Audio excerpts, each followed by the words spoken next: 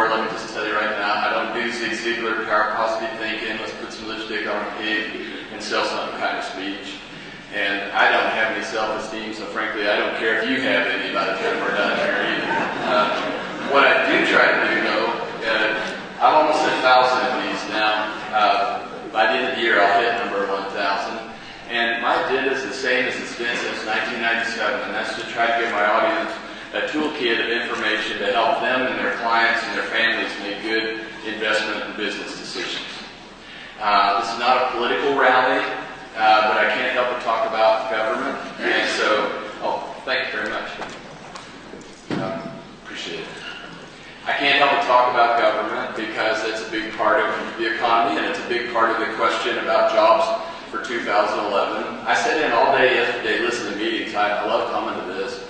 I would probably come to it if I wasn't speaking here just to learn from you all. And I heard yesterday, what do we need to know about real estate? What do we need to know? And it's jobs, jobs, jobs. So that's what I'm going to focus on quite a bit.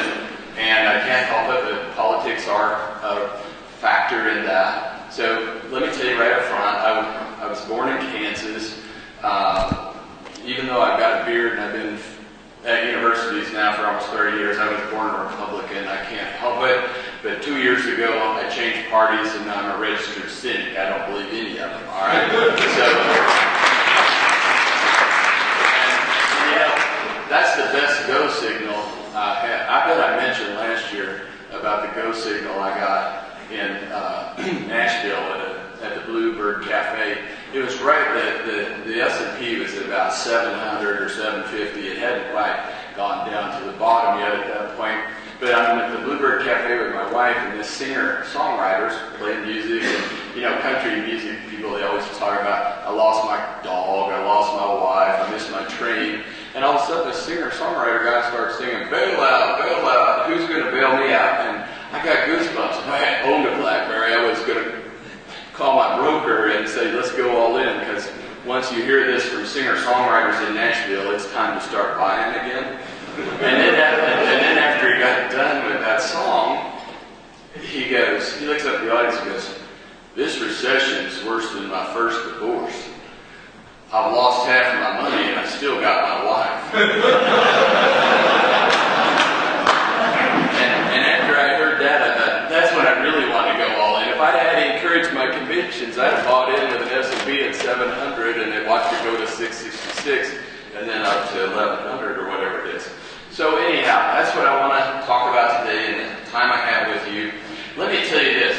And they're going to put this presentation on the website for the organization, and you got my permission to download it, to take my name off of it, put your name on it, and give it your local Rotary Club if you'd like. All right. I'm going to mention Texas and the U.S. economy. Number one, I'm finally, since July of 2007, I'm more optimistic than my audience. Starting in July of 2007, all I did was go into people that were thinking this and saying, we have a real rough go ahead of us here. And so since July of 2007, I walked in and spoiled everybody's meetings. Just this March, I spoke at the NAIOP National Convention, the biggest developers in the country. It was their Developer of the Year award luncheon, and I said, why did you invite me to be the speaker at your Developer of the Year award luncheon when we're not going to build anything for at least another 3 years? And in fact, if you're a developer and you've only been bankrupt once, you're still just a junior developer as far as I'm concerned. Kind of like a cop that weighs 180. It's like, eat you and then come back and we'll promote you, sort of thing. So, anyhow, there is good news out there. I'm more optimistic than my audience, and I can tell you one thing. People are just beating on me about my optimism. I big shots, Nobel Prize winner economist types. When they say, I can't see where the drivers for job growth is. Of course, keep in mind that the Nobel Prize winners, you don't really have to do anything to get a Nobel Prize anymore. So those people don't impress me all that much. But the fact is, here's where the drivers for job growth come from. It doesn't come from a government jobs program. It doesn't come from a Federal Reserve printing another $3 trillion to buy 5 and 10-year treasuries to drive the price of oil through the roof and the price of cotton through the roof. None of that matters. In America, these people just have a memory that must last about 9 months. Either that or they never paid attention in their history classes. Because in America, the driver for the future here is the same driver of every other recession that we've had in not even my lifetime, but the history of the country. And it's this: where's the next job's going to come from? It's going to come from entrepreneurship. This is capitalism, folks. This isn't socialism. When I go to work every day, I have to drive by the elementary school, and I see all these cute little kids driving on their little bicycle, and they got a helmet on about the size of a football helmet, and they got pads on, and their mom was driving behind them in a Suburban about 1 mile an hour. And I'm going, I remember back in the early 60s when I went to school, I didn't have a helmet, and my mom didn't drive me. That's what your government thinks you need. Your government thinks you are incapable of fending for yourself. Your government thinks that they can't tell you the truth about the banking system because you would just quiver in your boots and go put money in your safety deposit box.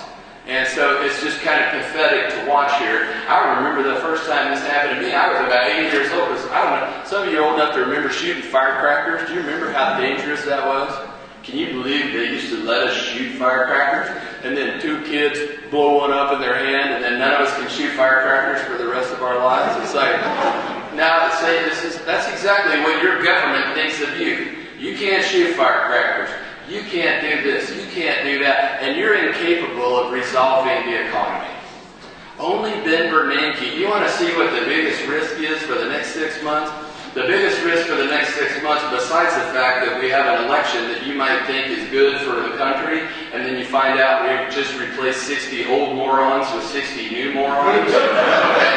There's your biggest risk. And the other thing, believe me, how long are you going to, that's what I'm asking everybody, how long do you think?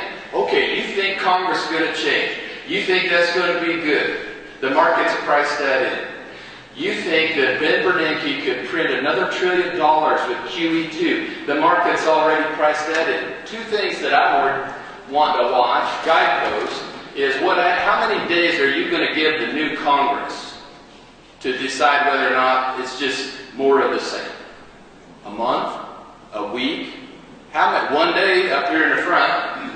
How long will you let these people go before you decide nothing changed?